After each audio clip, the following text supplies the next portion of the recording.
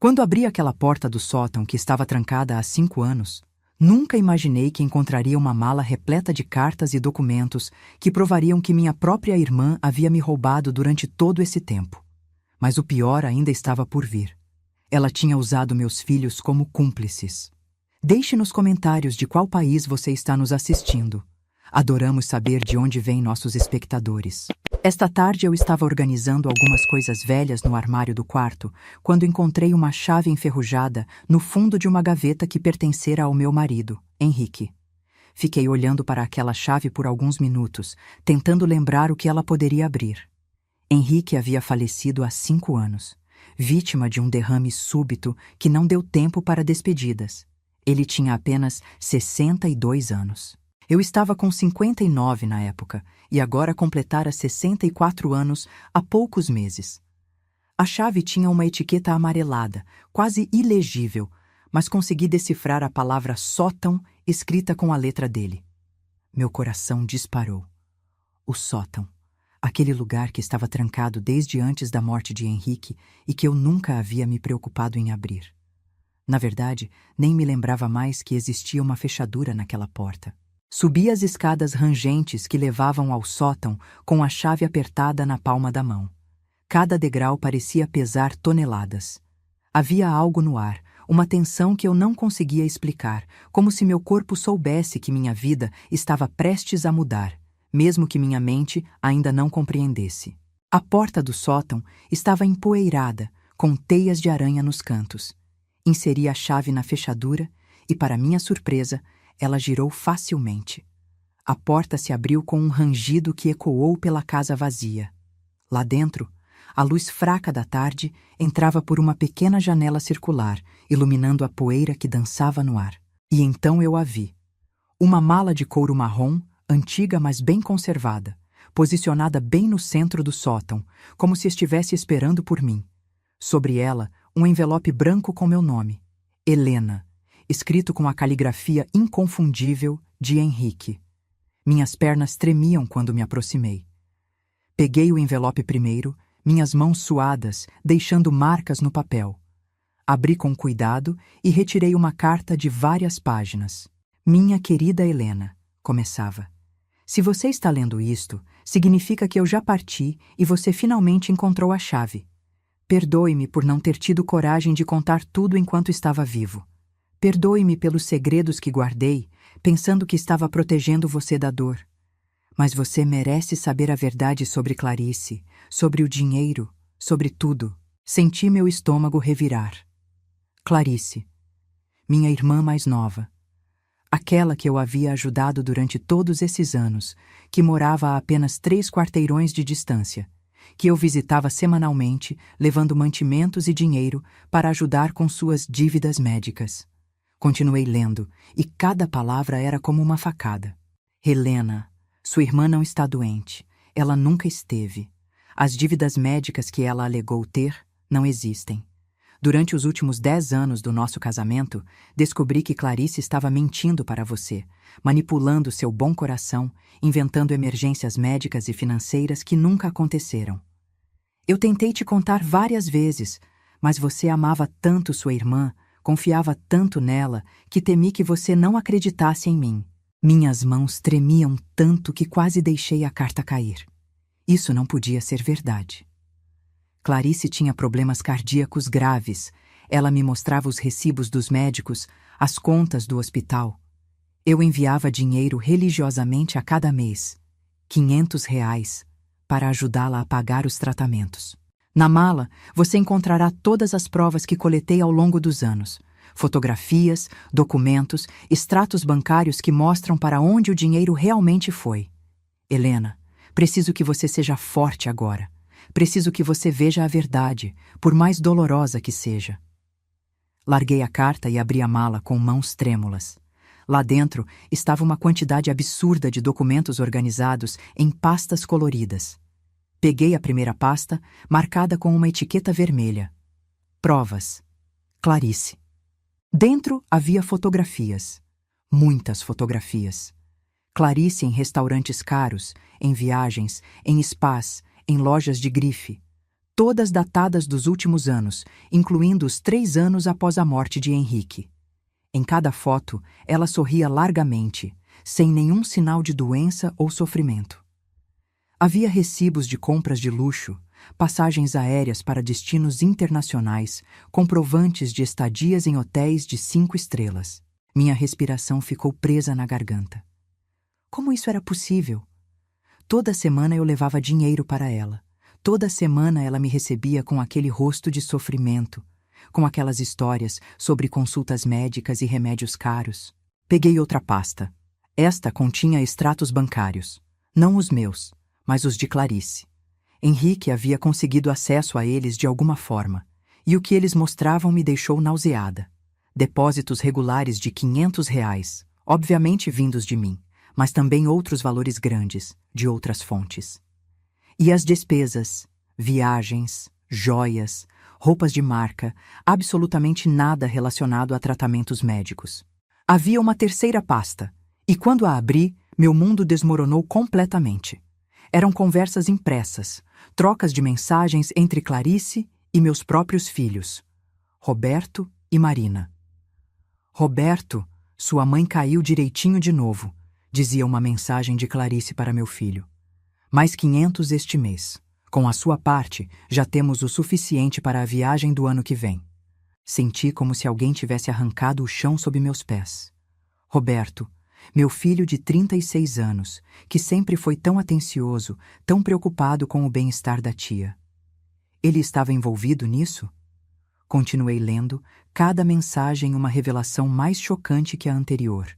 Marina, convença sua mãe a aumentar a mesada da tia. Diga que os remédios ficaram mais caros, escreveu Clarice para minha filha. Sua mãe é fácil de manipular quando se trata de família. E não se esqueça da nossa combinação: 40% para você, 60% para mim. Lágrimas começaram a escorrer pelo meu rosto. Marina também. Minha filha de 32 anos, aquela que eu amamentei, criei, educei, estava conspirando com minha irmã para me roubar. Voltei à carta de Henrique, precisando entender mais. Helena, sei que isso está destruindo você agora. Mas há mais. Descobri que Clarice começou a envolver nossos filhos nesse esquema há cerca de 3 anos, pouco antes de eu morrer. Ela os convenceu de que você tinha muito dinheiro guardado, que estava sendo egoísta ao não ajudar mais a família. Plantou sementes de ganância em nossos próprios filhos. Minhas mãos apertaram a carta com tanta força que o papel começou a se rasgar nas bordas. Eu tentei conversar com Roberto e Marina. Tentei fazê-los ver que estavam sendo manipulados, mas Clarice é esperta. Ela os fez acreditar que eu era controlador, que eu estava tentando afastar você da família, que eu queria guardar todo o dinheiro só para nós. Eles começaram a se distanciar de mim nos meus últimos meses de vida, Helena. E isso partiu meu coração. Agora eu entendia. Entendi por que, nos últimos meses antes de Henrique morrer, ele parecia tão triste, tão distante. Entendi por que Roberto e Marina tinham começado a visitá-lo menos, por que as conversas em família ficaram tensas e superficiais. E o pior, entendi por que depois que ele morreu, meus filhos começaram a me pressionar para ajudar mais a tia Clarice, para ser mais generosa com a família. Levantei do chão empoeirado do sótão, zonza, apoiando-me na parede para não cair. 5 anos. Durante 5 anos após a morte de Henrique, continuei enviando dinheiro para Clarice. R$ 30.000 no total, fora os anos anteriores. R$ 30.000 que poderiam ter sido usados para tantas coisas, desperdiçados em uma mentira. E meus filhos, meus próprios filhos recebendo comissão por me enganar, por manipular meu amor e minha preocupação com a família. Como pude ser tão cega? Peguei meu celular do bolso, mas parei antes de discar. O que eu diria? Como começaria essa conversa? Precisava pensar, precisava planejar. Não podia simplesmente ligar furiosa e acusar todo mundo sem ter certeza absoluta. Voltei às pastas, forçando-me a ler cada documento, a ver cada prova. Havia até gravações. Henrique tinha gravado conversas em áudio onde Clarice admitia para uma amiga que estava tirando uma grana de mim, rindo sobre como eu era ingênua demais. Havia vídeos dele seguindo-a secretamente, documentando suas idas a lugares caros enquanto alegava estar doente demais para trabalhar. Uma pasta específica chamou minha atenção. Estava marcada como propriedades. Dentro, encontrei documentos mostrando que Clarice possuía 2 apartamentos alugados que geravam renda mensal e tinha acabado de comprar um terceiro. Todos adquiridos nos últimos 5 anos, com meu dinheiro.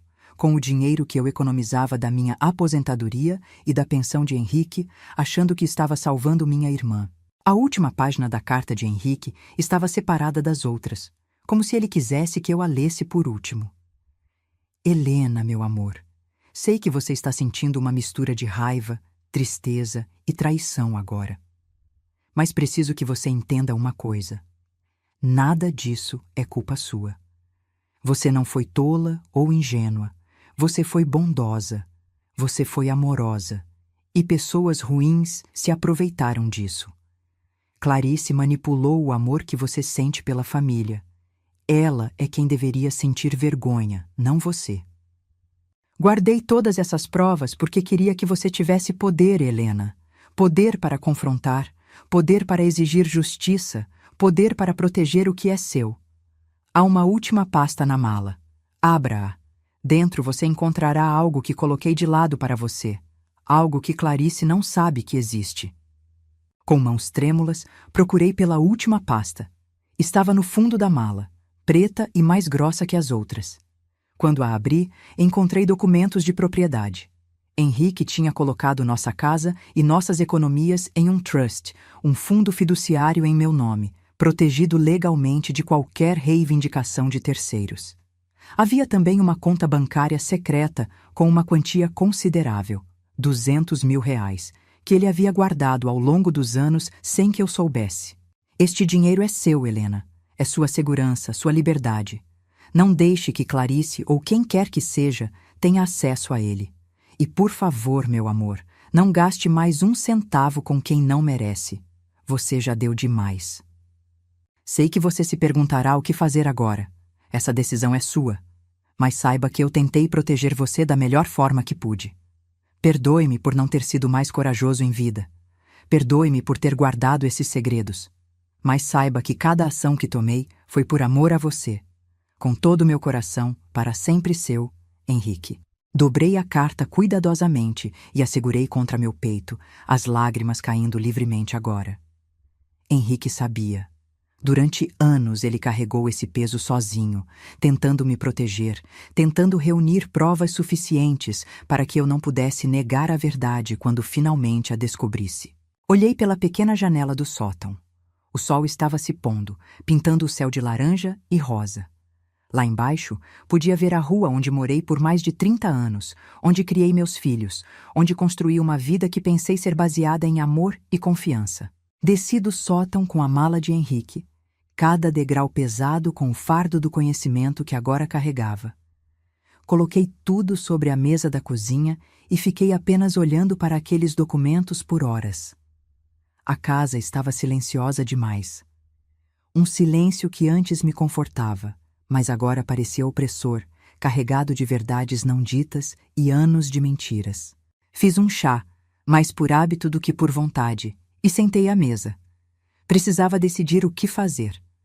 Não podia simplesmente fingir que não havia descoberto nada, mas também não sabia se tinha forças para o confronto que se aproximava. Meu celular vibrou. Era uma mensagem de Clarice. Irmã, você pode passar aqui amanhã? Surgiu uma emergência com os remédios. Preciso de um socorro. Olhei para a mensagem por um longo tempo. Quantas vezes eu havia recebido mensagens idênticas?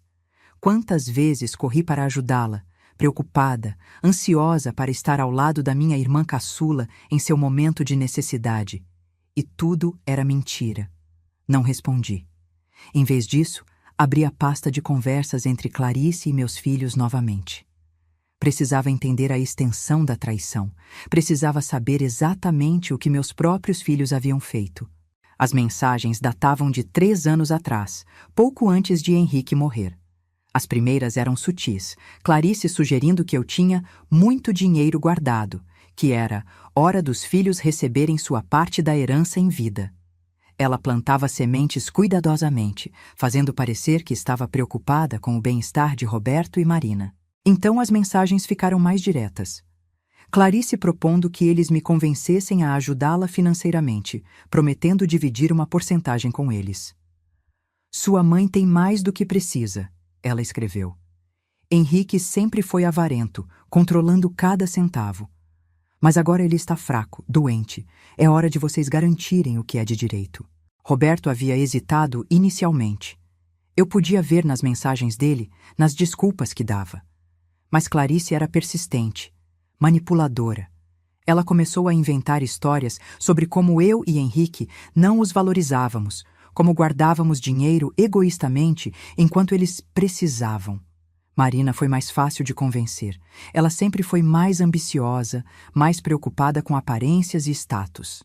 Quando Clarice mencionou a quantia que poderiam ganhar, Marina concordou quase imediatamente. Havia até um plano detalhado.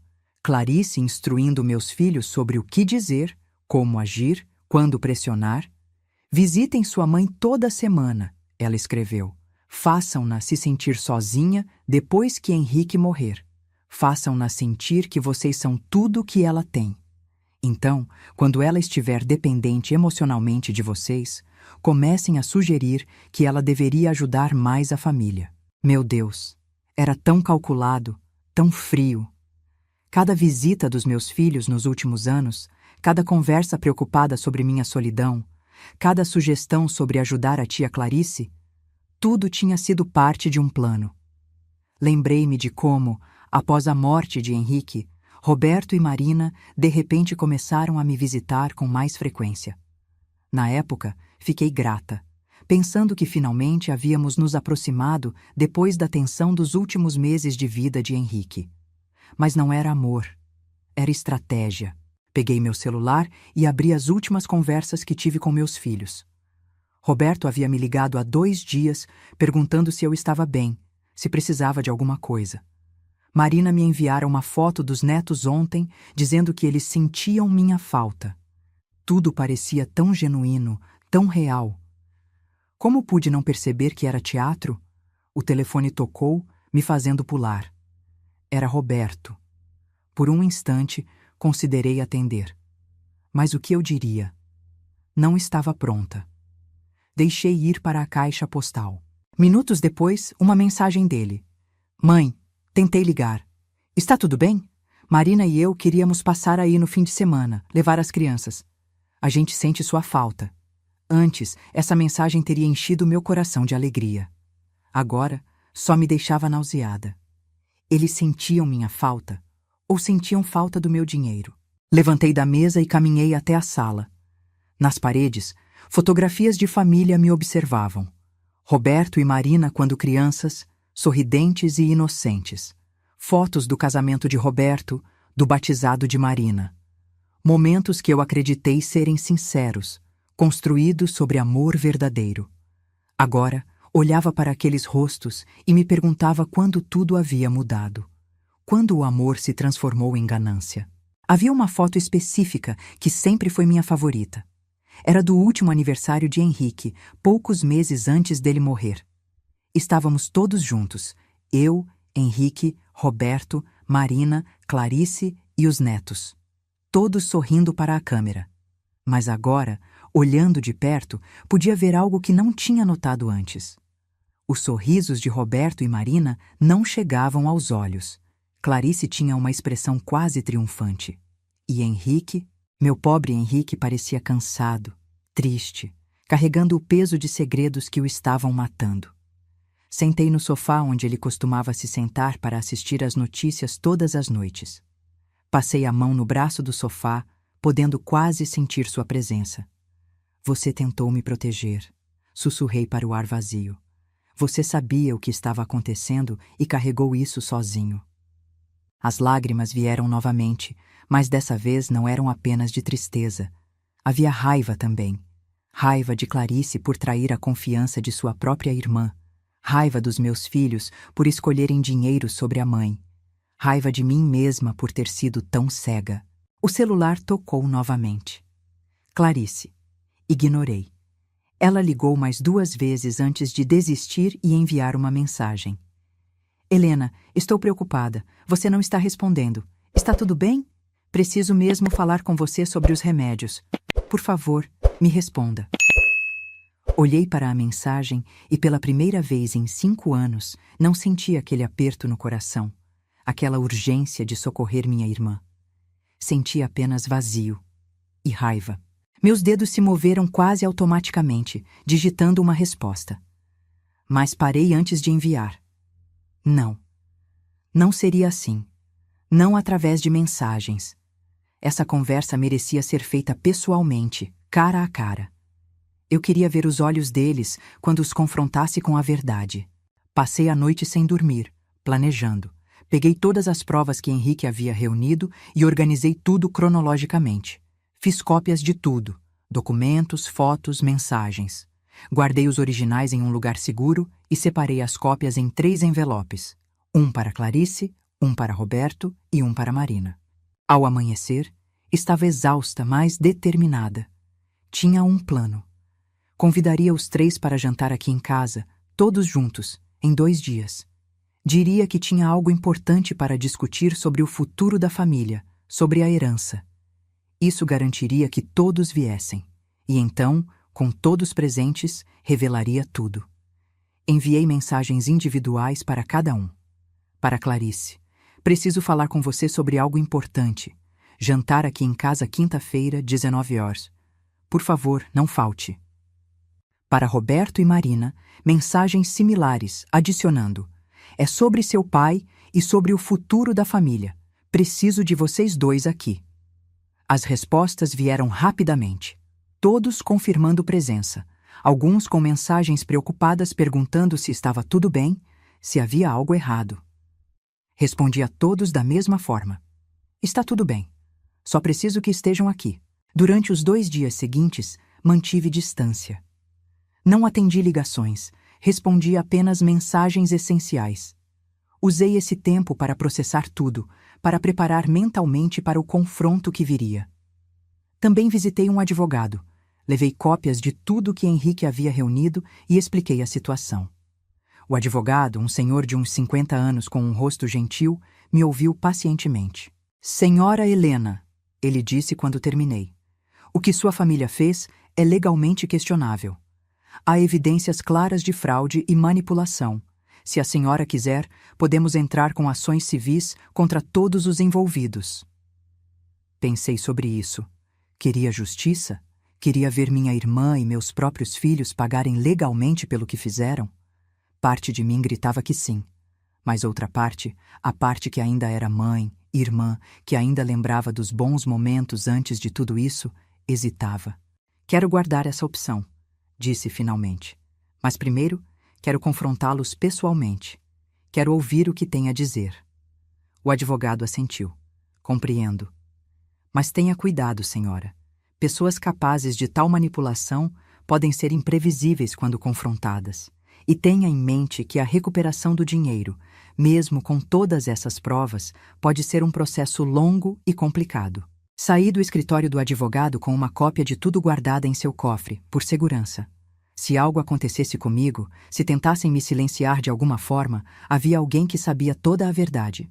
Quinta-feira chegou mais rápido do que eu esperava. Passei o dia preparando a casa, cozinhando. Era estranho, quase surreal, preparar um jantar sabendo que não seria uma reunião familiar normal. Fiz o prato favorito de Roberto, lasanha, e a sobremesa preferida de Marina, pudim. Para Clarice, preparei a salada especial que ela sempre elogiava. Parte de mim se perguntava por que estava fazendo isso. Por que me dava ao trabalho de prepará-los quando sabia o que viria a seguir? Talvez fosse uma última tentativa de normalidade antes de tudo desmoronar definitivamente. Às 7 da noite, tudo estava pronto. A mesa posta, a comida aquecendo, os envelopes escondidos no aparador da sala. Meu coração batia tão forte que eu podia ouvi-lo nos ouvidos. Coloquei meu vestido azul, o mesmo que usei no último aniversário de Henrique, e me olhei no espelho. A mulher que me encarava parecia mais velha do que os 64 anos, mas havia uma determinação em seus olhos que não estava lá antes. Clarice chegou primeiro, pontualmente às 7. Ela me abraçou na porta, aquele abraço familiar que eu conhecia desde criança. Oi, tia irmã, disse ela sorrindo. Estava com saudades. Você andou tão distante esses dias. Observei-a cuidadosamente enquanto entrava. Ela estava bem vestida, com uma bolsa cara que reconheci como sendo de uma marca italiana.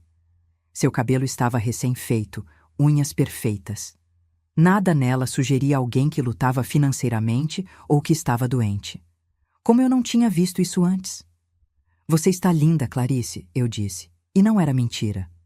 Ela estava linda, às custas do meu dinheiro. Ah, consegui uma promoção na loja, ela disse rapidamente. Finalmente as coisas estão melhorando um pouco, mas os remédios ainda pesam muito no orçamento. Assenti sem dizer nada, convidando-a para sentar na sala.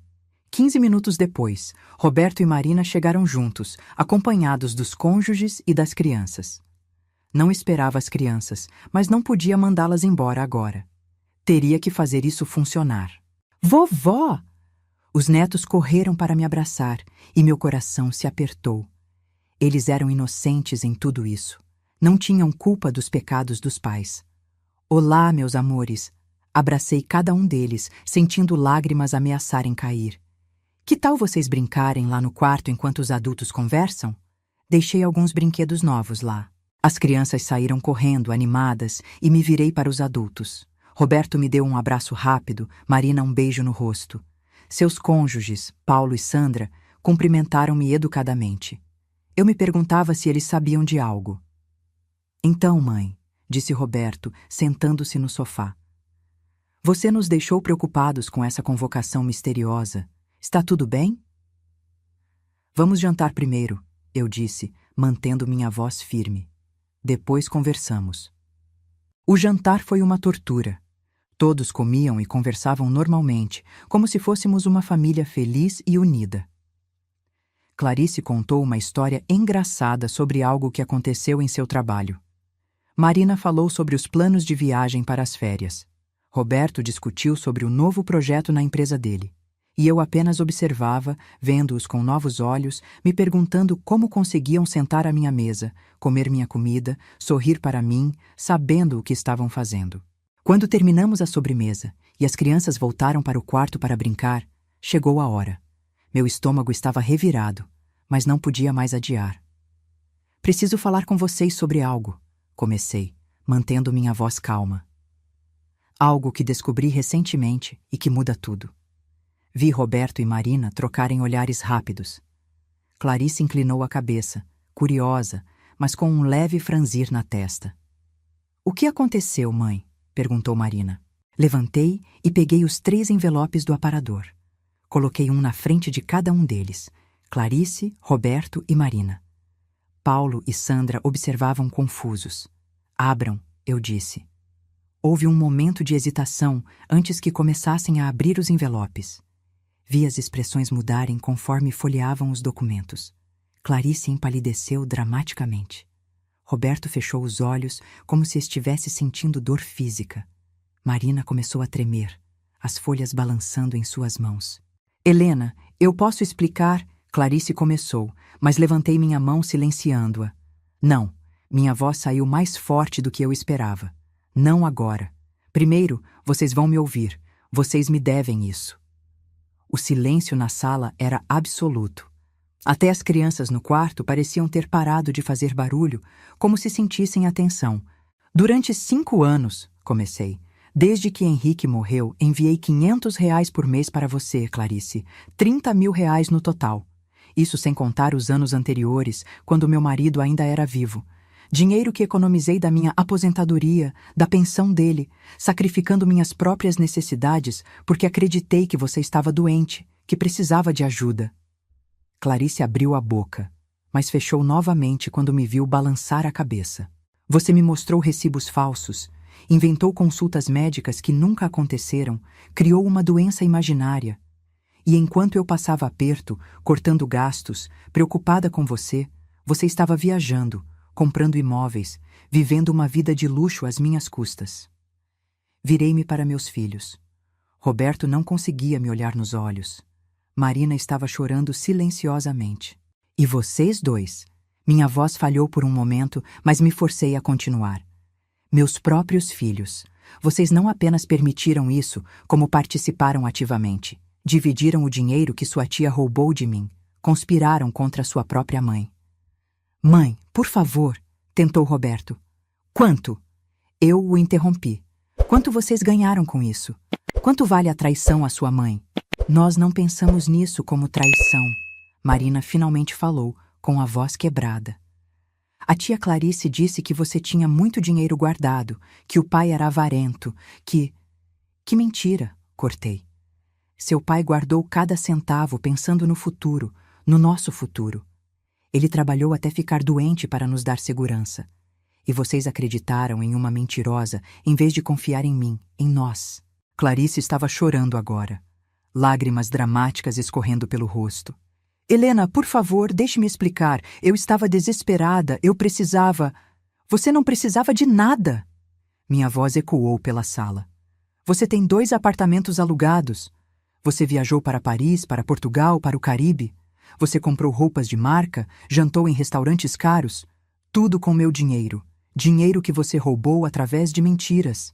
Paulo e Sandra estavam visivelmente chocados, olhando para seus cônjuges com expressões de confusão e horror. Obviamente, eles não sabiam de nada. Roberto, Paulo falou pela primeira vez, sua voz carregada de decepção. Diga-me que isso não é verdade. Diga-me que você não fez isso com sua mãe. Roberto cobriu o rosto com as mãos. Nós... Foi um erro. Não devíamos ter... Um erro? Repeti, incrédula. Um erro é esquecer um aniversário. Um erro é chegar atrasado para o jantar. Conspirar para roubar sua própria mãe durante anos não é um erro. É uma escolha deliberada e cruel. Marina estava soluçando agora. Mãe, eu sinto muito. Eu sinto muito mesmo. A tia Clarice foi tão convincente, ela disse que você tinha tanto dinheiro que não faria diferença para você. Fez diferença! Gritei, deixando toda a dor e raiva finalmente saírem. Cada real fez diferença. Economizei em remédios para mim mesma. Parei de fazer coisas que gostava. Vivi com menos para que vocês pudessem viver com mais. E isso não significou nada para vocês. O silêncio que se seguiu foi devastador. Pude ouvir o tic-tac do relógio na parede, o som das crianças brincando no quarto, alheias à destruição acontecendo na sala. Clarice foi a primeira a tentar falar novamente. Helena, eu sei que não há desculpa para o que fiz. Eu sei disso. Mas, por favor, tente entender. Eu estava com inveja. Durante toda a nossa vida, você sempre teve mais. Você tinha um bom casamento, filhos maravilhosos, uma casa bonita. Eu tinha... nada. E quando percebi que podia ter pelo menos um pouco do que você tinha, então você roubou de mim, completei, minha voz fria. Não pediu, não trabalhou para conquistar. Roubou, da sua própria irmã, e arrastou meus filhos para baixo com você. Roberto finalmente levantou a cabeça. Seus olhos estavam vermelhos. Mãe, eu não tenho defesa.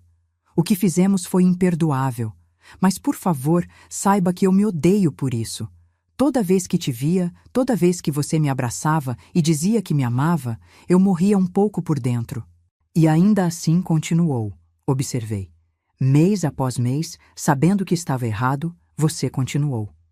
Eu fui fraco, admitiu ele.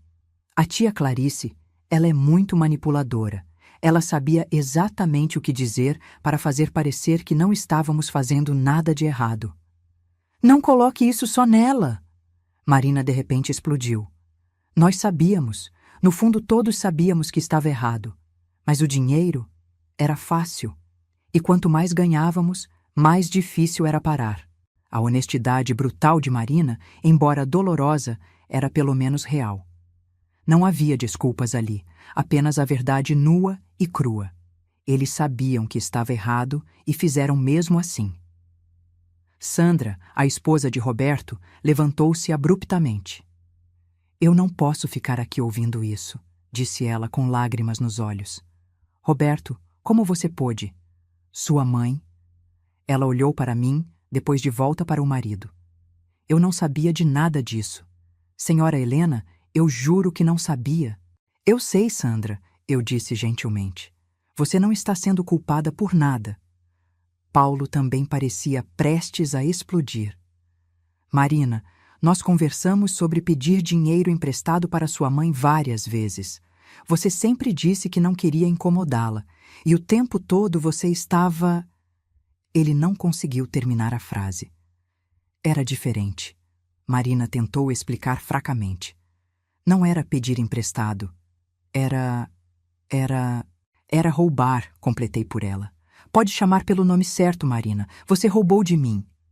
Clarice se levantou, tentando pegar minha mão. Helena, por favor, somos irmãs, somos família, podemos resolver isso, podemos... Afastei-me dela. Família? Você perdeu o direito de usar essa palavra.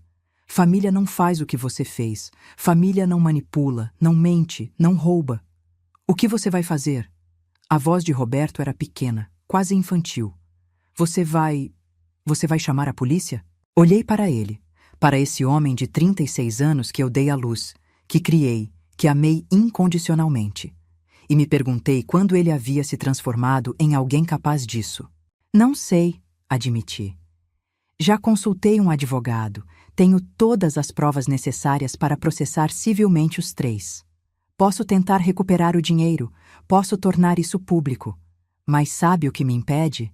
Não é o amor. Esse amor foi traído e quebrado. São as crianças ali no quarto. São meus netos que não pediram para ter pais corruptos e uma tia-avó mentirosa. Eles não merecem ver a família destruída assim. Então você vai nos perdoar? Clarice perguntou, uma centelha de esperança em sua voz. Perdoar? Ri amargamente. Não, Clarice, não vou perdoar, pelo menos não agora, talvez nunca, mas vou lhes dar uma escolha. Todos me olharam, esperando. Vocês têm 3 opções, eu disse, mantendo minha voz firme. A primeira, cada um de vocês me devolve cada centavo que tiraram de mim. Não sei quanto Roberto e Marina receberam exatamente, mas você, Clarice, deve pelo menos 30 mil reais. Se pagarem tudo de volta em 6 meses, eu considerarei o assunto encerrado financeiramente. Mas ainda assim, nossa relação nunca mais será a mesma. Mãe, 6 meses é impossível, começou Roberto. Então escolham a segunda opção, interrompi. Eu processo vocês. Uso todas essas provas que Henrique tão cuidadosamente reuniu. Isso virá a público. Seus empregadores saberão, seus amigos saberão, toda a comunidade saberá que vocês roubaram de uma viúva idosa.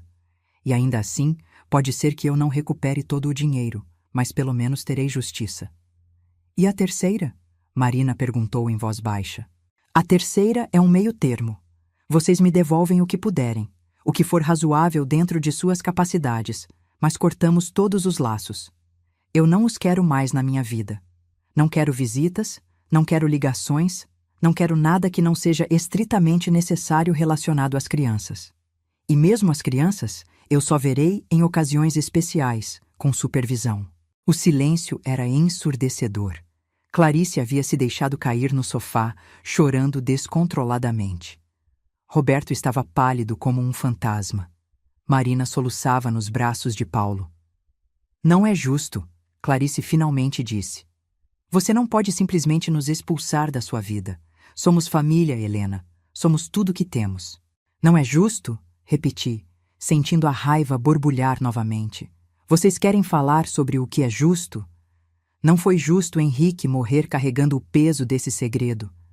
Não foi justo eu passar anos pensando que estava ajudando minha irmã quando estava apenas financiando sua ganância. Não foi justo meus próprios filhos me traírem. Então não venha me falar sobre o que é justo. Roberto se levantou, cambaleando ligeiramente. Sandra o observava com uma mistura de pena e repulsa. Mãe, quanto tempo temos para decidir?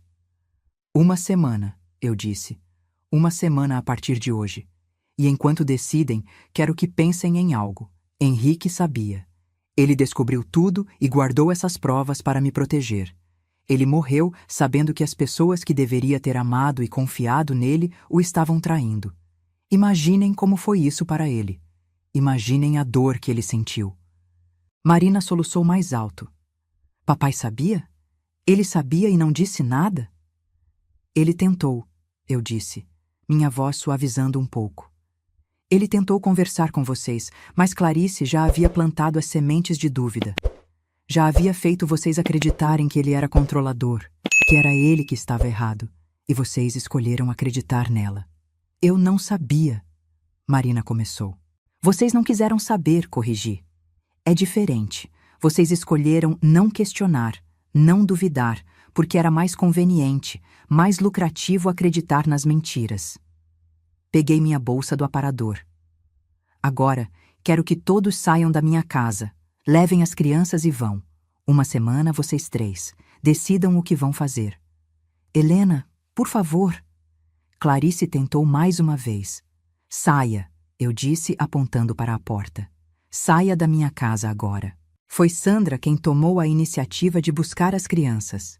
Paulo ajudou, ambos parecendo ansiosos para escapar daquela situação. As crianças saíram confusas, perguntando por que estavam indo embora tão cedo. A vovó não está se sentindo bem, querido, ouvi Sandra dizer ao filho. Era uma mentira bondosa, melhor do que a verdade. Quando finalmente saíram, fechei a porta e encostei nela, deixando meu corpo escorregar até o chão. As lágrimas que eu havia segurado durante todo o confronto finalmente vieram, violentas e libertadoras. Chorei pela família que perdi, pelo marido que morreu guardando segredos dolorosos, pela ingenuidade que me fez ser enganada durante tanto tempo. Mas no meio da dor havia também um estranho senso de liberdade. A verdade estava exposta. Não havia mais mentiras, não havia mais teatro. Por mais doloroso que fosse, era real. E havia poder nisso. Fiquei ali no chão da entrada por um longo tempo antes de finalmente me levantar e limpar a mesa do jantar. A comida mal tocada foi para o lixo. A mesa foi limpa. A casa ficou em silêncio novamente, mas dessa vez era um silêncio diferente. Não estava mais carregado de segredos não ditos. Fui até o quarto e peguei o envelope que Henrique havia deixado com o advogado dele, aquele que só deveria ser aberto após sua morte. Dentro havia uma última carta, uma que eu não tinha lido completamente antes porque era muito doloroso. Minha querida Helena, Lia. Se você está lendo isto, significa que finalmente descobriu tudo. Sei o quanto deve estar doendo, sei como deve se sentir traída, não apenas por sua irmã e filhos, mas também por mim, por ter guardado isso de você durante tanto tempo. Mas precisa entender que cada dia que passei, sem lhe contar, foi torturante para mim. Queria protegê-la da dor. Queria dar-lhe um último período de paz antes que tudo desmoronasse. Foi egoísta da minha parte? Talvez. Mas era o único jeito que eu sabia de amá-la. Agora você tem escolhas a fazer. E sei que escolhas não são fáceis, mas quero que saiba uma coisa. Você é mais forte do que pensa. Você é mais resiliente do que imagina. E você merece ser feliz, mesmo que essa felicidade venha sem as pessoas que você esperava ter ao seu lado. Não deixe que a culpa a consuma. Nada disso é culpa sua. Você não foi tola ou ingênua. Você foi bondosa e confiante, 2 qualidades maravilhosas que pessoas ruins escolheram explorar. Isso fala sobre o caráter delas, não do seu. Se decidir cortar laços, eu apoio você. Se decidir perdoar, eu também apoio. Mas qualquer que seja a sua decisão, faça-a por você, não por obrigação ou por medo de ficar sozinha.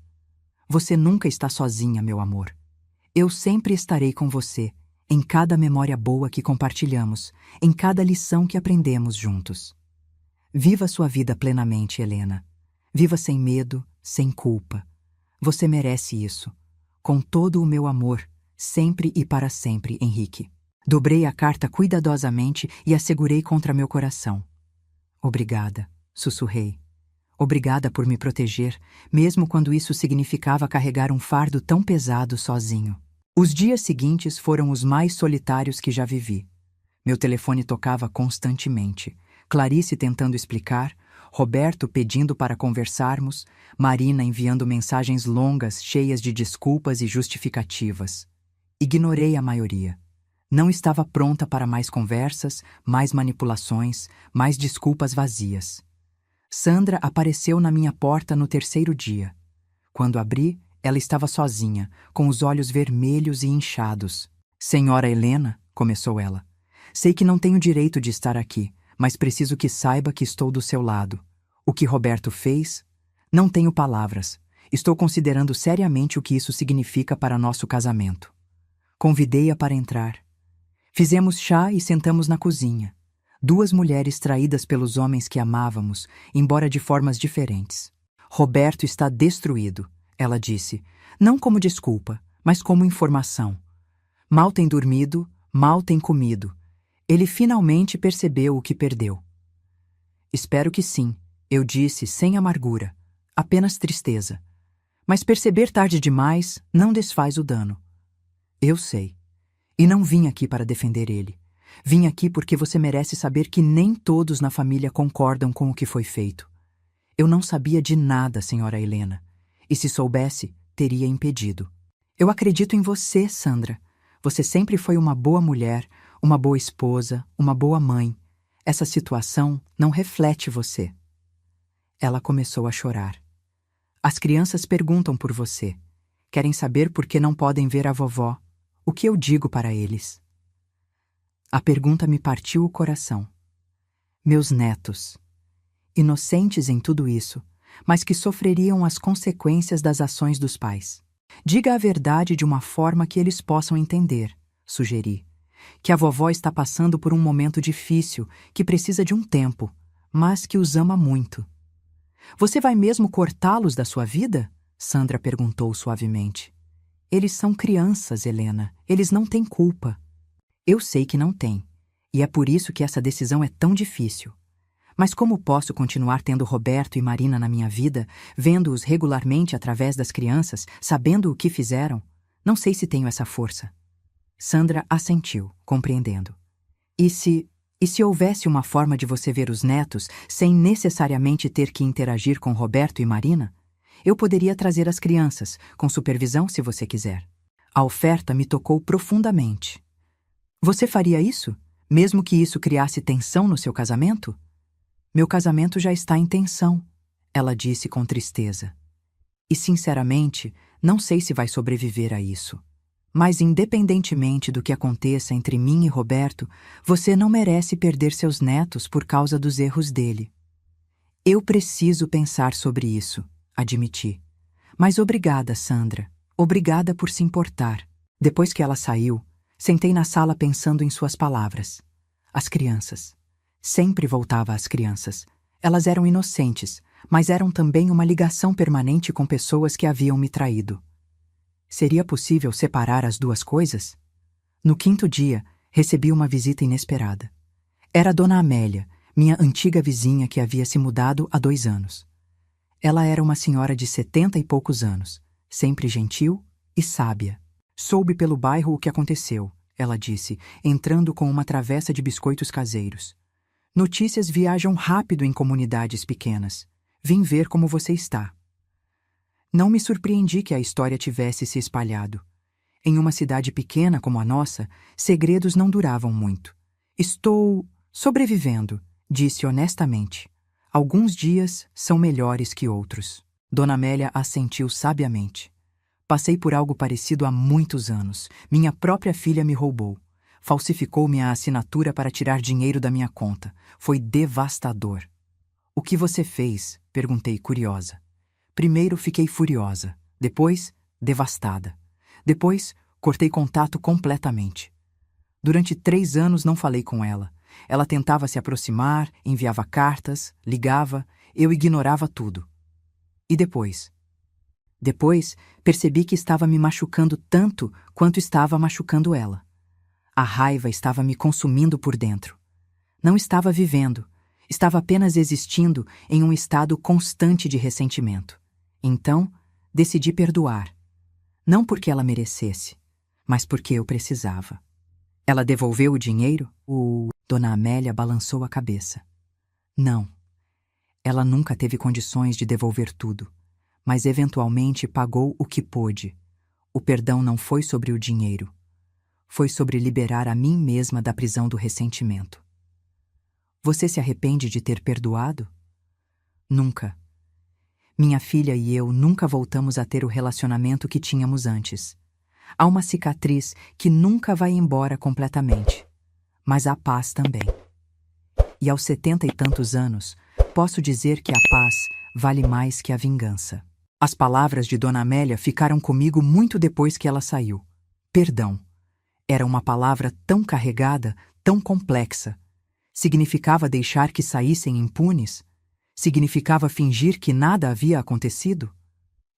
No sexto dia, recebi um envelope grosso no correio. Era de Clarice. Dentro havia um cheque de 10 mil reais e uma carta longa, escrita à mão. Helena, começava.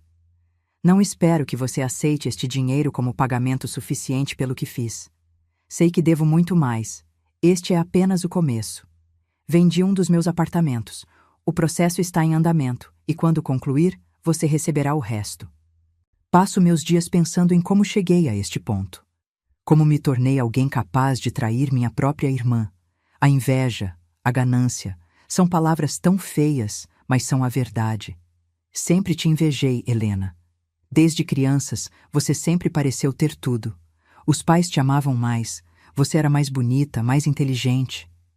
Quando você se casou com Henrique, um homem tão maravilhoso, e eu terminei sozinha, a inveja cresceu. Não é desculpa. Nada justifica o que fiz. Mas é a verdade. E precisa saber que, apesar de tudo, eu realmente te amo. Você sempre foi minha irmã mais velha, minha protetora. E eu destruí isso. Destruí a única família de verdade que tinha. Não peço perdão. Não mereço. Peço apenas que você acredite que estou arrependida de verdade. Que, se pudesse voltar no tempo, faria tudo diferente. Que cada centavo que peguei de você é uma pedra no meu coração, lembrando-me do quanto eu falhei como pessoa e como irmã. Com arrependimento sincero, sua irmã, Clarice. Segurei o cheque, esse pedaço de papel que representava apenas 1/3 do que ela me devia. Era um começo? Era suficiente? Não sabia. No 7º dia, Roberto e Marina apareceram juntos. Quando abri a porta, ambos pareciam ter envelhecido anos em apenas uma semana. Roberto estava com a barba por fazer, olhos fundos. Marina tinha perdido peso. Seu rosto estava pálido e tenso. Mãe, Roberto começou, com a voz rouca. Podemos entrar? Por favor. Hesitei, mas finalmente dei passagem. Sentamos na mesma sala, onde uma semana atrás eu havia revelado tudo. Parecia uma eternidade atrás. Tomamos nossa decisão, Marina disse. Vamos devolver tudo. Não sabemos ainda quanto exatamente recebemos ao longo dos anos, mas estamos fazendo as contas e vamos pagar cada centavo. Vai levar tempo, Roberto acrescentou. Talvez anos, mas vamos pagar. E também aceitamos a terceira opção que você propôs. Se você quiser nos manter à distância, respeitaremos isso. Mas tem uma coisa que precisamos que você saiba, Marina continuou, lágrimas correndo pelo rosto. Não estamos fazendo isso para ganhar seu perdão ou para voltar a ter o relacionamento que tínhamos. Sabemos que isso está perdido para sempre. Estamos fazendo isso porque é o certo, porque finalmente entendemos a gravidade do que fizemos. Roberto puxou alguns papéis do bolso. Estas são nossas contas. Calculamos que, entre os dois, recebemos cerca de 18 mil reais ao longo de 3 anos. É nojento ver escrito assim, ver quanto ganhamos traindo você. Não temos tudo agora, Marina admitiu. Mas temos isso. Ela colocou um cheque na mesa, 5 mil reais. É tudo que conseguimos reunir em uma semana. O resto virá em pagamentos mensais. Fizemos um plano, 1.000 reais por mês até quitar tudo. Olhei para os cheques, o de Clarice e agora este de meus filhos. 15 mil reais recuperados, 18 mil ainda por vir de Roberto e Marina e mais 20 mil que Clarice prometeu quando vendesse o apartamento. 53 mil reais no total, mais do que eu havia perdido, porque eles estavam contando juros e calculando os valores desde antes da morte de Henrique. E os juros? Perguntei, não porque me importasse tanto com o dinheiro, mas porque queria ver se eles realmente entendiam a magnitude do que haviam feito. Incluídos, Roberto disse. Calculamos tudo, cada centavo que tiramos de você, com juros compostos ao longo dos anos. Paulo e eu estamos vendendo nosso carro, Marina acrescentou. Vamos conseguir mais dinheiro assim. Eu também estou procurando um segundo emprego. Sandra ofereceu ajudar com as crianças para que eu possa fazer horas extras, disse Roberto. Embora não sei se nosso casamento vai sobreviver a isso. Havia algo diferente neles. Não era apenas arrependimento. Era vergonha genuína. Era a compreensão real do que haviam perdido. Tem uma coisa que preciso saber, eu disse. No fundo, quando estavam fazendo isso, quando estavam recebendo esse dinheiro, vocês realmente acreditavam nas mentiras de Clarice sobre mim? Ou sabiam que eram mentiras e escolheram acreditar porque era conveniente? Foi Marina quem respondeu, sua voz apenas um sussurro. No começo queríamos acreditar, era mais fácil assim. Mas com o tempo... Sim, mãe, sabíamos. Sabíamos que estava errado. Sabíamos que você não era a pessoa que a tia Clarice descrevia. Mas o dinheiro... Ficou mais fácil ignorar nossa consciência a cada mês. E eu me odeio por isso, Roberto acrescentou. Me odeio por ter valorizado o dinheiro mais que minha mãe. Me odeio por ter falhado com o pai que nos criou para ser melhores que isso. E me odeio por estar fazendo minhas filhas crescerem sem a avó porque eu fui um covarde e um ladrão. A honestidade deles era brutal, mas necessária. Pelo menos não havia mais mentiras, não havia mais desculpas. Sentei-me em silêncio por um longo momento, apenas observando meus filhos, esses adultos que eu havia criado, que eu conhecera como bebês, crianças, adolescentes. Quando eles haviam se transformado em estranhos capazes de tal traição? Ou sempre foram assim e eu simplesmente não quis ver? Aceito os cheques, eu disse finalmente. Aceito o plano de pagamento. Mas quanto ao resto, preciso de mais tempo. Não estou pronta para simplesmente voltar ao normal e fingir que nada aconteceu. Não esperamos que esteja, Marina disse rapidamente. Não esperamos que nos perdoe, mãe. Só esperamos que um dia, talvez, você possa olhar para nós sem sentir nojo. Quanto às crianças, continuei. Sandra me ofereceu trazê-las para visitas supervisionadas. Acho que é um bom começo. Não quero que elas paguem pelos erros dos pais, mas também não estou pronta para grandes reuniões familiares. Isso é mais do que merecemos, Roberto disse, e eu podia ver que ele estava falando sério. Eles ficaram mais alguns minutos, sem muita coisa para dizer. O que havia para dizer, afinal? Todas as palavras importantes já haviam sido ditas. Quando finalmente saíram, senti um estranho misto de alívio e tristeza. Alívio porque pelo menos eles estavam tentando fazer o certo, mesmo que tarde demais. Tristeza porque sabia que nunca mais teríamos o que tínhamos antes. No 8º dia, dia do prazo que eu havia dado, acordei cedo. O sol entrava pela janela do quarto, iluminando a foto de casamento minha e de Henrique na mesinha de cabeceira. Peguei a moldura e estudei nossos rostos jovens, cheios de esperança e amor. Você sabia que isso aconteceria, falei com a foto. Sabia que quando eu descobrisse a verdade, teria que tomar decisões difíceis. Deixou-me as ferramentas, as provas, mas deixou as decisões para mim. Foi cruel e bondoso ao mesmo tempo. Levantei e me preparei para o dia. Tinha uma última reunião marcada, com o advogado. Precisava colocar tudo em ordem legal, garantir que os pagamentos fossem documentados, proteger-me caso alguém decidisse não cumprir com o acordado. No escritório do advogado, entreguei todos os cheques e o plano de pagamento que Roberto e Marina haviam elaborado. O advogado revisou tudo cuidadosamente. É um bom começo, senhora Helena, ele disse. Pelo menos demonstra que eles estão levando a sério. Vou preparar documentos oficiais. Se alguém falhar em pagar, teremos base legal para agir. Há outra coisa, eu disse. Quero atualizar meu testamento.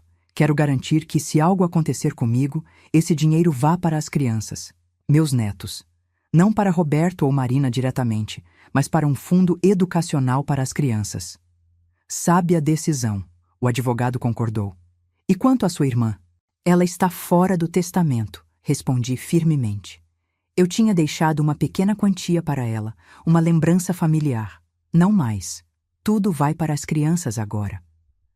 Assinei os novos documentos, sentindo um peso sair dos meus ombros. Pelo menos agora, se algo acontecesse comigo, Clarice não poderia tentar reivindicar nada, e meus netos estariam protegidos. Voltando para casa, passei pela casa de Clarice. Parei o carro em frente, apenas observando. A casa parecia menor de alguma forma, menos impressionante. Durante tanto tempo, eu havia acreditado que minha irmã lutava para manter aquela casa, para pagar suas contas. Agora sabia a verdade. Ela vivia confortavelmente, melhor do que eu, às minhas custas. Ela saiu na varanda como se sentisse que eu estava ali. Nossos olhos se encontraram. Ela levantou a mão em um gesto hesitante, meio aceno, meio súplica. Não retribuí. Apenas olhei para ela por um longo momento antes de seguir em frente. De volta em casa, sentei na varanda com uma xícara de chá. Era uma tarde agradável, com uma brisa suave. O tipo de tarde que Henrique e eu costumávamos aproveitar juntos, sentados lado a lado, às vezes conversando, às vezes apenas curtindo a presença um do outro em silêncio confortável. Sinto sua falta, falei para o ar. Mais agora do que nunca. Você sempre soube o que dizer, como me fazer sentir melhor. O que você diria agora se estivesse aqui? Como que em resposta, uma memória veio à mente. Foi cerca de 10 anos atrás. Tivemos uma grande discussão sobre um amigo que nos havia traído. Eu queria cortar contato completamente, mas Henrique argumentou por uma segunda chance. Helena, ele havia dito, segurando minha mão. Raiva é como beber veneno e esperar que a outra pessoa morra. Não digo para esquecer ou confiar cegamente de novo, mas perdoar, verdadeiramente perdoar, não é sobre eles, é sobre liberar a si mesma. Na época, achei que ele estava sendo ingênuo, mas agora, sentada sozinha em minha varanda, comecei a entender. A raiva que eu carregava estava me pesando, me consumindo. Não estava machucando Clarice, Roberto ou Marina. Estava machucando a mim mesma. Perdoar não significava esquecer. Não significava restaurar os relacionamentos como eram. Não significava confiar novamente cegamente. Significava escolher não deixar o veneno da traição continuar envenenando minha vida. Naquela noite, escrevi 3 cartas. Uma para Clarice, uma para Roberto e uma para Marina. A carta para Clarice dizia: Clarice, aceito seu arrependimento porque acredito que é genuíno. Aceito seu dinheiro porque é meu por direito. Mas não aceito você de volta na minha vida como era antes. Você é minha irmã de sangue, mas não mais de coração. Talvez um dia isso mude. Talvez não. Só o tempo dirá. Mas saiba que não sinto mais raiva. Sinto apenas tristeza pelo que poderia ter sido e não foi. Para Roberto. Filho, você quebrou minha confiança de uma forma que talvez nunca possa ser completamente restaurada. Mas você é meu filho, e parte de mim sempre vai amá-lo, mesmo através da dor. Vou deixar a porta entreaberta, não escancarada, mas também não trancada. Cabe a você provar ao longo do tempo, através de ações e não palavras, que merece que essa porta se abra um pouco mais. Para Marina. Filha, sua honestidade brutal sobre saber que estava errado e fazer mesmo assim foi difícil de ouvir, mas necessária. Pelo menos agora, não há mais mentiras entre nós. Como disse ao seu irmão, a porta não está trancada, mas também não está aberta. Você precisa provar que mudou, e isso levará tempo, muito tempo. Coloquei as cartas em envelopes e as guardei. Enviaria amanhã. Por hoje, estava exausta emocionalmente. 2 semanas depois, Sandra trouxe meus netos para uma visita. Havia combinado algumas regras. Ela ficaria o tempo todo. As crianças não poderiam mencionar os pais, a não ser que eu perguntasse, e a visita seria curta, apenas 2 horas.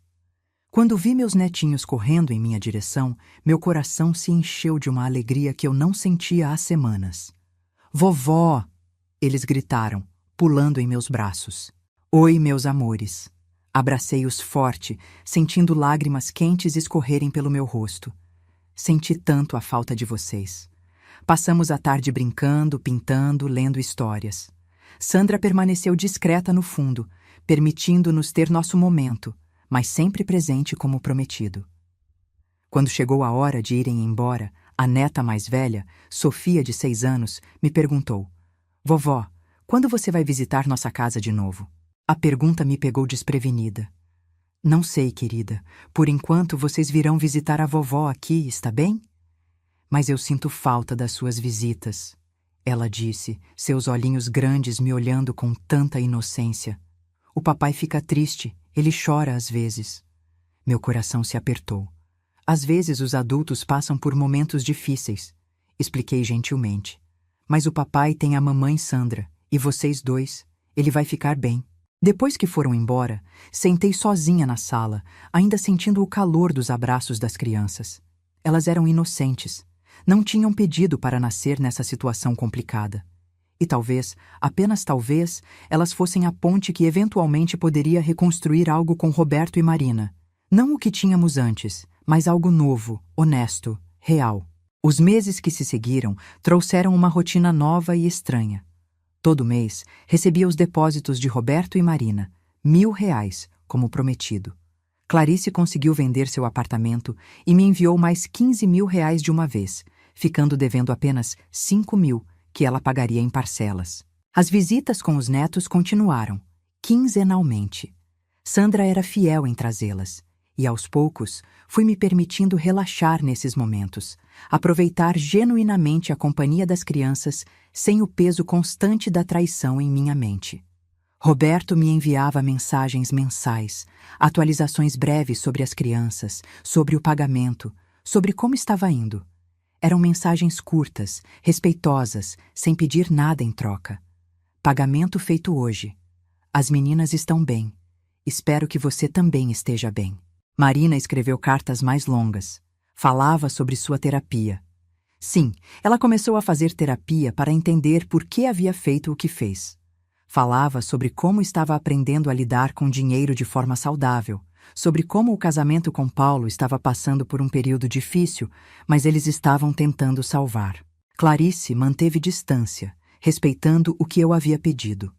Via-a ocasionalmente no mercado ou na rua, e trocávamos acenos educados, mas não mais que isso. Ouvi pelos vizinhos que ela havia voltado a trabalhar em tempo integral, que estava vivendo uma vida mais modesta. 6 meses após a revelação, recebi uma ligação inesperada. Era Paulo, o marido de Marina. Senhora Helena, ele começou parecendo nervoso.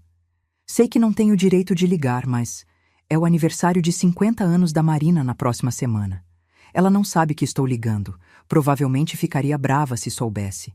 Mas ela sente tanto sua falta. Ela chora toda noite antes de dormir. E eu sei que ela não merece seu perdão. Sei que ela te machucou terrivelmente. Mas você consideraria vir? Não seria uma festa grande, apenas família próxima. Eu entenderia completamente se você dissesse não. Fiquei em silêncio por um longo momento. 50 anos. Minha filha estava fazendo 50 anos. Eu havia estado em todos os seus aniversários desde que ela nasceu. Até este ano. Eu preciso pensar sobre isso, disse finalmente. Claro, eu entendo. Só obrigado por considerar. Desliguei e fiquei olhando para o telefone.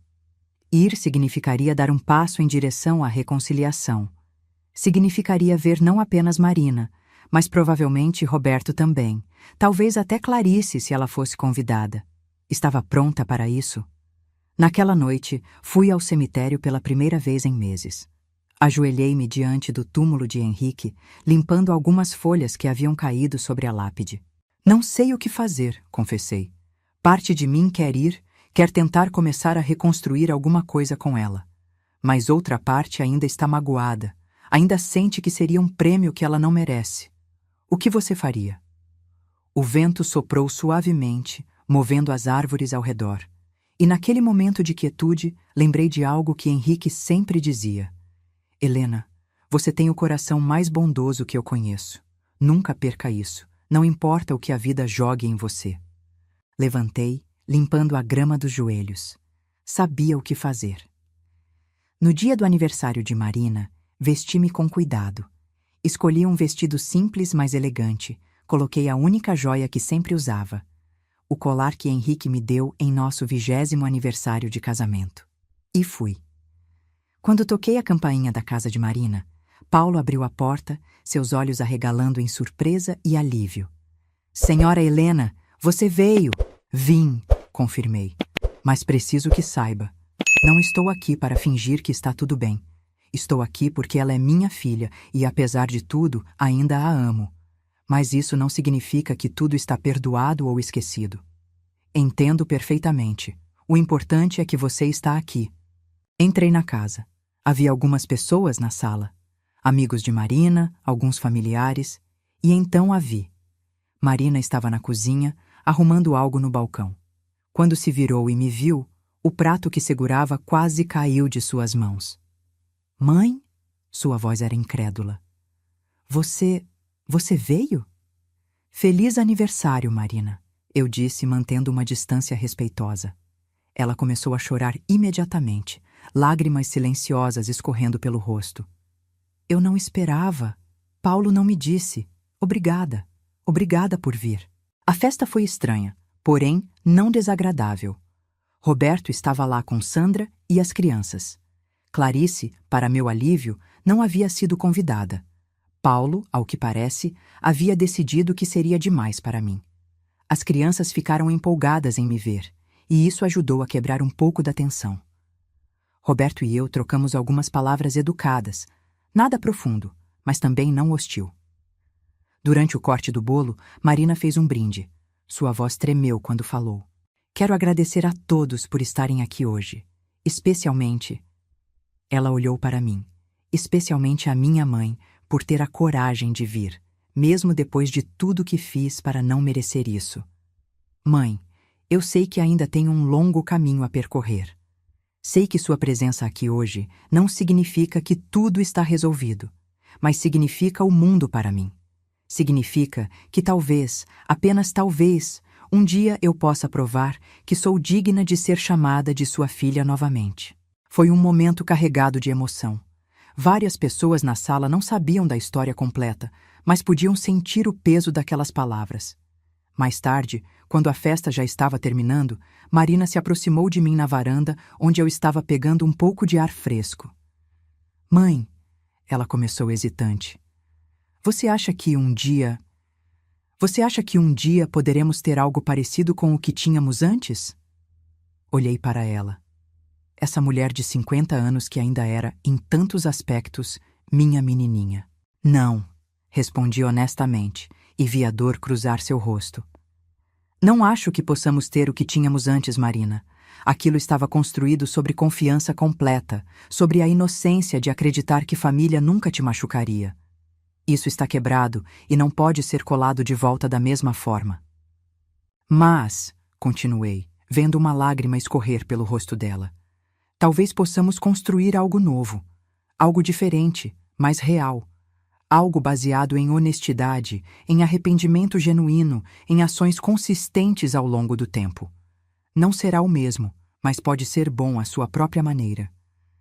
Eu aceito isso, ela disse rapidamente. Aceito qualquer coisa que você esteja disposta a me dar. Vai levar tempo, avisei. Muito tempo. E haverá dias em que você fará tudo certo e eu ainda estarei brava ou magoada. Não será justo, mas é real. Eu entendo. E esperarei. Esperarei o tempo que for necessário.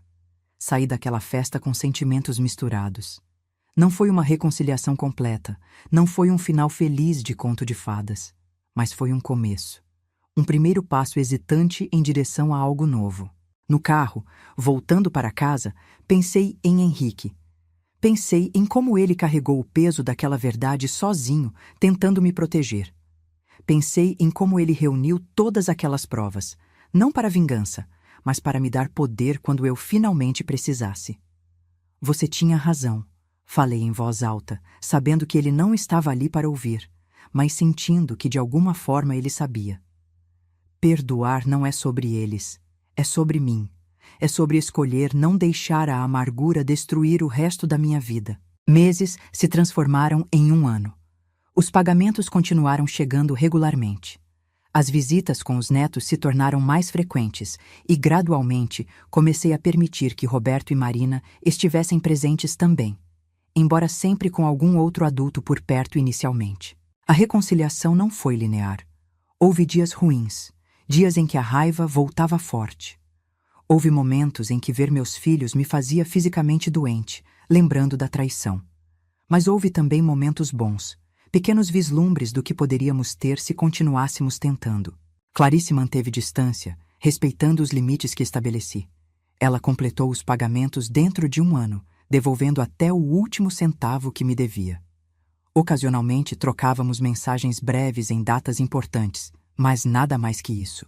Nosso relacionamento estava danificado demais para ser reparado completamente, mas pelo menos não havia mais mentiras entre nós. Roberto e Sandra conseguiram salvar o casamento deles. Foi difícil, envolveu muita terapia, mas eles decidiram que valia a pena tentar pelos filhos e por eles mesmos. Ele me disse uma vez, em um momento de vulnerabilidade, que a culpa do que fez era algo que ele carregaria pelo resto da vida, mas que estava aprendendo a viver com ela, a usar como um lembrete constante de ser uma pessoa melhor. Marina e Paulo também permaneceram juntos.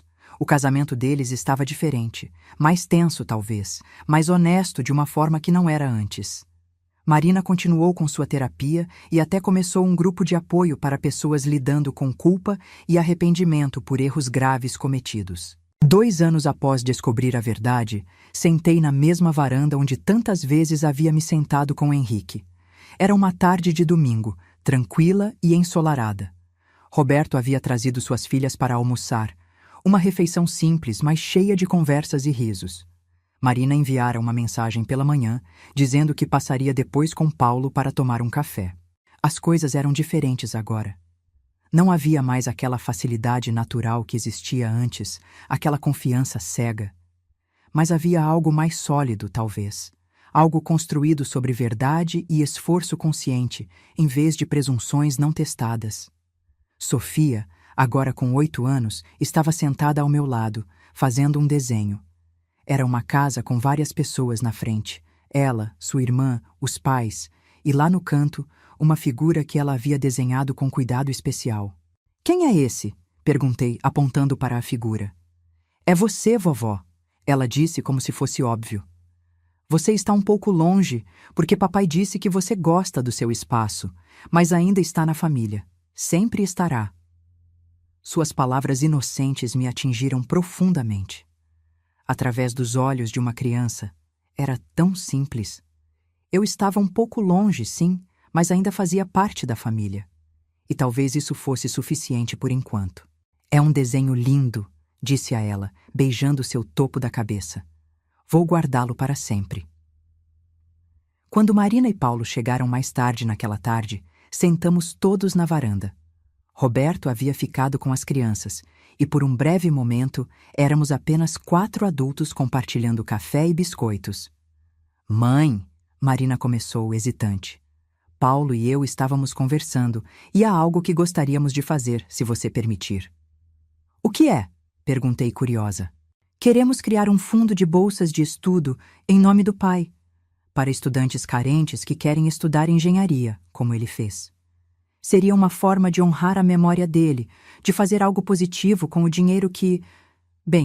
com o dinheiro que ganhamos de forma errada." Olhei para minha filha, vendo a sinceridade em seus olhos. Era um gesto bonito, uma tentativa de transformar algo ruim em algo bom. "Seu pai ficaria orgulhoso disso", eu disse, sentindo lágrimas quererem cair. Ele sempre acreditou em educação, em dar oportunidades para pessoas que não as tinham. "Queríamos que você estivesse envolvida também", Paulo acrescentou. "Talvez como parte do conselho que escolhe os beneficiários. Se você quiser, claro." Era uma oferta de conexão, de envolvimento contínuo. E percebi que, embora ainda houvesse dor, havia também o desejo de seguir em frente, de construir algo novo. "Eu adoraria", respondi. Passamos a próxima hora discutindo os detalhes, fazendo planos, e pela primeira vez em 2 anos senti algo parecido com esperança genuína para o futuro da nossa família. Quando todos foram embora naquela noite, voltei ao sótão onde tudo havia começado. A mala de Henrique ainda estava lá, com todos os documentos que haviam revelado a verdade. Sentei-me ao lado dela, passando a mão sobre o couro desgastado. Obrigada, sussurrei. Obrigada por me proteger, mesmo quando isso significou carregar um fardo tão pesado. Obrigada por me dar as ferramentas para me defender. E obrigada por me amar o suficiente para saber que eu seria forte o suficiente para lidar com a verdade. Peguei a última carta dele, aquela que havia lido tantas vezes que já sabia de cor, mas ainda assim me trazia conforto. Você estava certo, falei com a carta, como se estivesse falando com ele. A verdade doeu terrivelmente, mas também me libertou. Me libertou de relacionamentos baseados em mentiras. Me libertou da ingenuidade que me tornava vulnerável. E me deu a oportunidade de reconstruir algo real. Dobrei a carta cuidadosamente e a guardei novamente. Era hora de fechar este capítulo. Não no sentido de esquecer, mas no sentido de seguir em frente. 3 anos se passaram desde a descoberta. Não foi um caminho fácil. Houve momentos de raiva que ressurgiu. Momentos de dúvida, momentos em que quis desistir completamente da ideia de reconciliação. Mas também houve crescimento, compreensão e, lentamente, uma forma diferente de amor familiar surgiu. O fundo de bolsas em nome de Henrique foi estabelecido e já havia ajudado 5 estudantes a realizar seus sonhos de formação em engenharia. Cada cerimônia de premiação me enchia de orgulho. Não apenas pelos jovens que estavam recebendo oportunidades, mas pelos meus filhos que haviam transformado seu arrependimento em algo produtivo. Clarice e eu eventualmente tivemos almoços ocasionais juntas. Nunca voltamos a ser como éramos antes, mas encontramos um novo equilíbrio. Irmãs que se respeitavam e cuidavam uma da outra à distância, mas sem a intimidade cega que havia permitido a traição. Em um dia especial, 4 anos após a descoberta, convidei toda a família para um jantar. Sim, toda a família. Roberto, Marina, Clarice, os cônjuges, as crianças, todos. Há algo que preciso dizer a todos vocês. Comecei quando estávamos todos reunidos. Estes últimos anos foram os mais difíceis da minha vida. A traição, a dor, a reconstrução, tudo foi extremamente árduo, mas através disso aprendi algo importante. Olhei para cada um deles enquanto falava. Aprendi que família não é perfeita. Aprendi que até as pessoas que amamos podem nos machucar profundamente. Mas também aprendi que é possível se recuperar dessa dor, crescer através dela e construir algo novo e honesto do outro lado. Não vou fingir que esqueci o que aconteceu. Não vou fingir que confio cegamente como confiava antes. Mas estou escolhendo seguir em frente. Estou escolhendo acreditar que pessoas podem mudar, que arrependimento genuíno pode levar a ações melhores. Roberto limpou a garganta, emocionado. Mãe, não há um dia que passe em que eu não me arrependa do que fizemos. Mas seu perdão, sua disposição de nos dar uma segunda chance, isso mudou minha vida. Me fez querer ser um homem melhor, um pai melhor. E é isso que importa, respondi. Não o erro que cometeram, mas quem vocês escolhem ser depois dele. Aquela noite terminou com risadas e histórias, com as crianças brincando enquanto os adultos conversavam. Não era perfeito. Havia ainda momentos de tensão, lembranças não ditas pairando no ar. Mas era real, era honesto e era nosso. Depois que todos foram embora, sentei novamente na varanda, olhando as estrelas. Henrique, onde quer que estivesse, poderia descansar em paz, sabendo que eu estava bem. Que nossa família, embora ferida e cicatrizada, estava sobrevivendo e até prosperando de uma nova forma. Você me deu a verdade, falei para o céu estrelado. E embora a verdade tenha doído, ela também me libertou. Me libertou das mentiras, do engano, da falsa sensação de segurança. E agora estou construindo algo novo, algo real, honesto e durável. A brisa da noite soprou suavemente, e por um momento pude jurar que sentia a presença de Henrique ao meu lado, como tantas noites antes. Não fisicamente, mas na memória, no amor que construímos juntos, nas lições que ele me ensinou. Aos 68 anos, estava começando um novo capítulo da minha vida. Não era o capítulo que eu havia planejado ou esperado. Era melhor, porque era verdadeiro. E, na verdade, mesmo quando dolorosa, há uma beleza e força que as mentiras jamais poderiam oferecer. O perdão que concedi não foi rápido ou fácil. Foi um processo longo, com avanços e retrocessos, mas foi real. E no final, perdoar não foi sobre permitir que aqueles que me machucaram voltassem impunes. Foi sobre me libertar da prisão da amargura, sobre escolher viver em vez de apenas existir em um estado de ressentimento perpétuo. Entrei em casa, olhei para a foto de casamento na parede. Henrique e eu, jovens e cheios de sonhos. Nós conseguimos, sussurrei. Juntos, mesmo com você não mais aqui fisicamente, conseguimos atravessar a tempestade. E naquela noite, dormi profundamente pela primeira vez em anos. Não o sono da ignorância, mas o sono da paz conquistada através da verdade, da luta e, finalmente, da aceitação. Se você chegou até aqui nesta história de superação e reconstrução familiar, por favor, deixe seu like e se inscreva no canal. Sua curtida nos ajuda a alcançar mais pessoas que podem se inspirar com histórias como esta. Deixe nos comentários se você já passou por algo parecido e como lidou com a situação. E se quiser apoiar ainda mais nosso trabalho e ter acesso a conteúdos exclusivos, considere se tornar um membro do canal. Sua história, seu apoio e sua presença fazem toda a diferença. Até a próxima história!